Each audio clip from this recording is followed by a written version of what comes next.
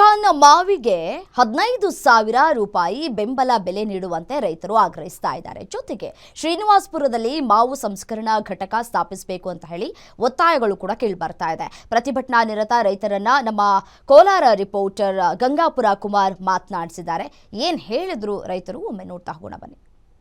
ಕೋಲಾರ ಜಿಲ್ಲೆ ಅತಿ ಹೆಚ್ಚು ಮಾವು ಬೆಳೆಗೆ ಒಂದು ಪ್ರಸಿದ್ಧವಾದಂತಹದ್ದು. ಇಲ್ಲಿ ಮಾವು ಅಂದರೆ ಬಹಳ ಒಂದು ಹೆಚ್ಚು ಸುಮಾರು ವರ್ಷಗಳಿಂದ ಮಾವಿಗೆ ಫೇಮಸ್ ಆದಂತಹ ಒಂದು ಶ್ರೀನಿವಾಸಪುರ ಬಹುತೇಕವಾಗಿ ಮಾವು ಬೆಳೆಗಾರರ ಒಂದು ಕಣಜ ಅಂತಲೇ ಹೇಳಬಹುದು. ಮಾವಿನ ಕಣಜವಾದಂತಹ ಶ್ರೀನಿವಾಸಪುರದಲ್ಲಿ ಈಗ ಇವತ್ತು ಪ್ರತಿಭಟನೆ ನಡೆಸ್ತಾ ಇದ್ದಾರೆ. ಯಾಕೆಂದರೆ ಮಾವಿಗೆ ಒಂದು ಬೆಲೆ ತೀರಾ ಕುಸಿತವಾಗಿರುವಂತಹ ಒಂದು ಕಾರಣದಿಂದಾಗಿ ಮಾವು ಬೆಳೆಗಾರರು ಈಗ ಶ್ರೀನಿವಾಸಪುರದಲ್ಲಿ ಪ್ರತಿಭಟನೆಯನ್ನು ಮಾಡ್ತಾ ಇದ್ದಾರೆ. ಮುಖ್ಯವಾಗಿ ಅವರು ಸರ್ಕಾರದಿಂದ ಬೆಂಬಲ ಬೆಲೆ ಬೇಕು, ಬೆಂಬಲ ಬೆಲೆ ಜೊತೆಗೆ ಇಲ್ಲಿ ಮಾವು ಸಂಸ್ಕರಣಾ ಘಟಕಗಳನ್ನು ಸ್ಥಾಪಿಸಬೇಕು ಅನ್ನುವುದು ಇವರ ಪ್ರಮುಖವಾದಂತಹ ಒಂದು ಬೇಡಿಕೆ ಆಗಿದೆ.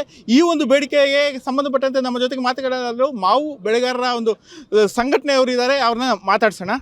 ಸರ್, ನಿಮ್ಮ ಬೇಡಿಕೆಗಳು ಏನೇನಿದೆ? ಮಾವು ಬೆಲೆ ತೀವ್ರವಾಗಿ ಕುಸಿತವಾಗಿದೆ. ಮಾವು ಬೆಲೆ ಈಗ ಮಾವಿನ ಸೀಸನ್ ಹಂಗಾಮ ಪ್ರಾರಂಭವಾಗಿ 15 ದಿನಗಳಾಗಿದೆ. ಇನ್ನು ಕೇವಲ 15 ದಿನಗಳಲ್ಲಿ ಮಾವು ಸೀಸನ್ ಮುಗಿಯೋ ಹಂತದಲ್ಲಿದೆ. ಇವತ್ತು ಮಾವಿನಕಾಯಿ ಬರೀ 3 ರೂಪಾಯಿ 4 ರೂಪಾಯಿಗೆ ಬಿಕ್ರಿ ಆಗ್ತಾ ಇದೆ.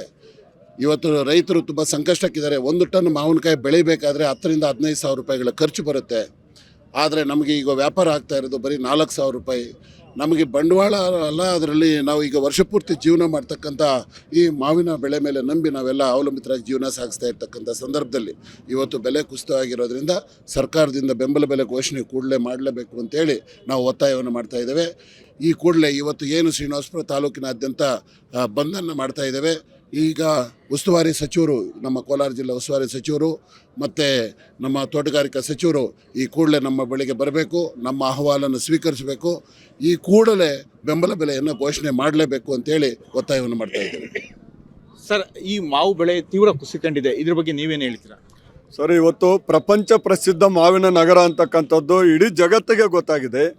ಇಡೀ ರಾಜ್ಯದಲ್ಲಿ ಏನು ಮಾವನ್ನು ಬೆಳೀತಾ ಇದ್ದೀವಿ, 1/3 ಭಾಗದಷ್ಟು ಈ ನಮ್ಮ ಶ್ರೀನಿವಾಸಪುರ ತಾಲೂಕಲ್ಲೇ ಬೆಳೀತಾ ಇದ್ದೀವಿ. 2/3 ಭಾಗದಷ್ಟು ಇಡೀ ಜಿಲ್ಲೆಯಲ್ಲಿ ಬೆಳೀತಾ ಇದ್ದೀವಿ. ಸರ್, ಇಂಥ ಒಂದು ಕಡೆ ಇವತ್ತು ಮಾವು ತಿರುಳು ತೆಗೆಯುವಂಥ ಕೈಗಾರಿಕೆಗಳು ಇಲ್ಲದೇ ಇರೋದ ಕಾರಣದಿಂದ ಇವತ್ತು ಮಾವು ಬೆಳೆಗಾರರು ಸಂಕಷ್ಟಕ್ಕೆ ಸಿಕ್ಕಾಕೊಂಡಿದ್ದೀವಿ. ಈಗಾಗಲೇ ನಮ್ಮ ಅಧ್ಯಕ್ಷರು ಮಾತಾಡಿದ್ದಾರೆ. 1 ಟನ್ ಮಾವು ಇವತ್ತು 4,000 ರಿಂದ 5,000 ರೂಪಾಯಿ ಬೀಟ್ ಹೋಗ್ತಾ ಇದೆ. ಇದರಿಂದ ತುಂಬ ಸಂಕಷ್ಟಕ್ಕೆ ನಾವು ಒಳಗಾಗಿದ್ದೀವಿ. 1 ಟನ್ ಮಾವನ್ನು ಬೆಳಿಬೇಕಾದ್ರೆ ರೈತರಿಗೆ ಇವತ್ತು 13,000 ರಿಂದ 15,000 ರೂಪಾಯಿ ಖರ್ಚು ಬರ್ತಾ ಇದೆ ಸರ್ ರೈತರಿಗೆ. ಅದರ ಮೇಲೆ ನಮ್ಮ ಜೀವನವನ್ನು ನಾವು ಕಟ್ಕೊಂಡಿದ್ದೀವಿ.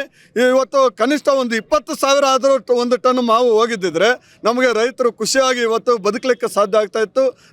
ಈಗಾಗಲೇ ಸಹ 1 ವರ್ಷದ ಮಾವಿನ ಬೆಳೆ 1 ವರ್ಷದ ಬೆಳೆ ಆಗಿದ್ದು 1 ವರ್ಷ ಪೂರ್ತಿ ಸಹ ಮಾವಿನ ಒಂದು ಫಸಲಿಗಾಗಿ ಕಾಯ್ತಾರೆ. ಈ 1 ವರ್ಷಕ್ಕಾದಂತಹ ಒಂದು ಫಸಲು ಈ ಕೇವಲ 2-3 ತಿಂಗಳಲ್ಲಿ ಈ ರೀತಿಯಾಗಿ ಬಿಕ್ರಿ ಆಗದೆ ಸಹ ಒಂದು ಬೆಲೆ ಕಡಿಮೆ ಆದಂತಹ ಸಂದರ್ಭದಲ್ಲಿ ರೈತರು ಕಂಗಾಲಾಗ್ತಾರೆ ಅನ್ನೋದು ಇಲ್ಲಿನ ಒಂದು ರೈತರ ಮಾತಾಗಿದೆ.